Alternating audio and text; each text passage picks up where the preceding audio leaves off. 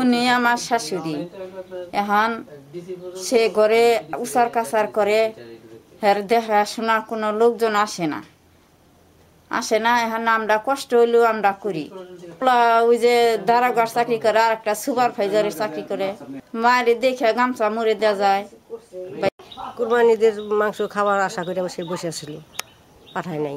আশা করে পায় নাই, এটা মনে মনে তার কষ্ট না, সবকিছু তার কষ্ট। আর 4-5 বছর হলে এরকম তার পাশে আসেই না, মোটেই আসে না। 8-10 পাখি জমি উঠেছে। 8-10 পাখি জমি থাকা সত্ত্বেও তার মাকে তাকে সে সহযোগিতা করে না। এই না করার পিছনে কি কোনো কারণ আছে নাকি, আরো কিছু? কোনো কারণে নেই। মায়ের পিছে মা ছেলে করবো আগে, সে আমার কাছে নিজে বলছে যে মায়ের যা ওর আগে করছে, এখন দাবি শেষ হয়ে গেছে। মায়ের দাবি শেষ? হ্যাঁ, মায়ের দাবি যত একটু দিবার খাওয়াবার আগে করছি, এখন আর আমার কাছে কোনো দাবি করতে পারবো না। চাচিতে কচিয়েছে, ভাত খাবার দেয় না, টাকা পয়সা দেয় না, তার বোন দাও তা না, হেঁটে বাড়িতে খাতির বাড়ি ওই বাড়িতে তারকায়। ওই বাড়িটা কার বাড়ি?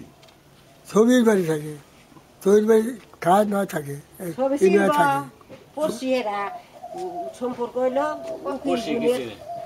টাওয়ার দেয় না, 5 বছর ধরে তো তার দেখাশোনাই করে না। তার এখানে কি পরিমাণ জমি জমা আছে?